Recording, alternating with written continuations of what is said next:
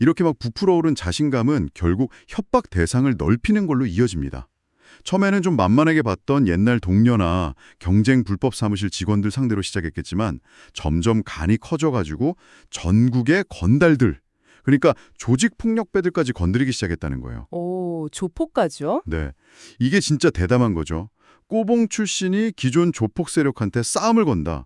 이거 상식적으로는 잘 이해가 안 거잖아요. 그렇죠. 그건 단순히 텔레그램 익명성만으로는 설명이 좀 안 되는 부분이에요. 몇 가지 추측을 해볼 수 있을 것 같은데요. 첫째는 천마혼이 건드렸다는 건달들이 실제로는 뭐 이름만 그렇지 실속은 없는 소위 물주먹이었을 가능성. 아, 허당이었을 수도 있겠네요. 네. 혹은 그들의 아주 치명적인 약점을 천마혼이 확실하게 잡고 있었을 가능성도 있고요. 둘째는 천마혼 혼자 한 게 아니라 뭐 배후에 다른 세력이 있었거나 아니면 다른 조폭 세력하고 뭔가 이해관계가 얽혀서 형동대장 노릇을 했을 수도 있고요. 그런 가능성도 있겠네요. 셋째는 어쩌면 조폭들도 텔레그램 같은 이런 실어온 플랫폼 기반의 공격에는 의외로 좀 취약했을 수도 있어요. 기존의 뭐 물리적인 방식으로는 대응하기 어려운 좀 비대칭적인 위협이었을 수 있다는 거죠. 정말 여러 가능성이 있네요. 그리고 자료에 따르면 천마원은 특히 대구 지역 유흥주점들을 집중적으로 타겟으로 삼아서 괴롭혔다고 해요. 사용된 협박 수법도 아주 구체적인데 대상자 신상 정보 공개하겠다. 이건 뭐 기본이고요. 네. 내가 누군지 알면 놀랄 거다. 내가 나서면 너희 가게 문 닫게 할 수 있다. 심지어 앞으로 여기서 장사하기 힘들어질 줄 알아라. 뭐 이런 식으로요. 직접적인 영업방해를 암시하면서 압박을 한 거죠. 이건 단순 정보폭로 협박이랑은 차원이 다르죠. 훨씬 강력한 위협이에요. 그렇죠. 특정 지역, 그러니까 대구 그리고 특정 업종인 유흥주점을 집중적으로 노렸다는 점도 좀 시사하는 바가 커요.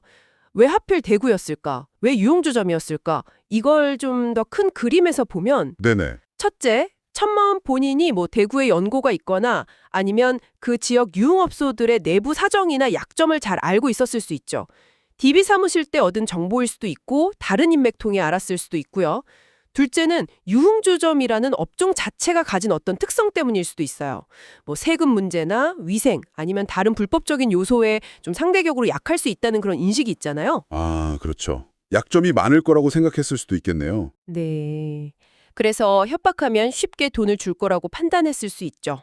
소위 털어서 먼지 안 나는 곳 없다. 이런 접근이었을 가능성이죠. 셋째는 어쩌면 대구 지역의 기존 건달 세력과 관련된 뭐 알력 다툼이나 이권 경쟁의 일부였을 수도 있어요. 천마원이 특정 세력의 사주를 받고 움직였을 가능성도 완전히 배제할 수는 없고요. 중요한 건 그의 타겟 선정이 그냥 막무가내가 아니라 나름의 정보와 계산에 기반했을 가능성이 높다는 점이에요. 그런데 여기서 진짜 놀라운 지점이 나와요. 천마원의 야망이 단순히 동 뜯는 수준을 넘어섰다는 건데요. 자료를 보면 그가 협박 대상인 유흥주점 업주들한테 이런 요구까지 했다는 정황이 나와요. 어차피 너희 가게 곧 망할 것 같은데 나한테 싸게 넘겨라. 아, 가게를 넘기라고요? 네, 이거는 완전 다른 이야기죠. 단순 협박, 금품 갈취가 아니잖아요. 아예 사업체 자체를 그냥 통째로 삼키려고 한 거예요. 텔레그램에서 익명으로 활동 시작해서 현실 세계의 자산을 강탈하려는 시도까지 나아간 거죠. 이야. 협박으로 3대를 완전 공포에 몰아넣고 사업 기반을 다 망가뜨린 다음에 헐값에 그냥 가져가겠다. 이런 계산인 거죠. 온라인에서의 영향력을 오프라인의 실물 자산으로 바꾸려는 정말 대담하고 위험한 생각이에요. 바로 이 지점에서 중요한 질문이 생기죠. 그의 범죄 야망이 어떻게 이렇게까지 커졌을까? 처음에는 뭐 정보 폭로하고 협박해서 용돈벌이나 하고 세력 과시하는 정도였다면 왜 사업체 강탈이라는 훨씬 크고 위험한 목표로 나아갔을까요? 글쎄요. 아마도 초기에 거둔 성공 경험들이 그의 자신감을 좀 비정상적으로 키웠을 가능성이 커요. 작은 협박들이 먹혀 들어가니까 나는 뭐든지 할 수 있네? 이 세계는 내 맘대로 할 수 있어. 이런 식의 과대망상에 빠졌을 수 있죠. 아, 자기가 뭐 대단한 사람이라도 된 것처럼요. 네. 그리고 디지털 공간에서의 그 익명성이랑 영향력 쌓는 게 생각보다 쉽다고 느끼면서 이걸 현실 세계로 확장하는 것도 가능하다고 착각했을 수 있어요. 온라인에서 뭐 사이버 레카나 폭로자 역할에 만족 못하고 진짜 현실 세계의 보스가 되려는 그런 욕망이 나타난 걸 수도 있고요. 이건 온라인상의 위협이 단순 괴롭힘이나 돈 뺏는 걸 넘어서 실물 경제 시스템 자체를 공격하고 뺏으려는 시도로 진화할 수 있다는 아주 심각한 경고이기도 해요. 정말이지 섬뜩한 진화 과정인데요.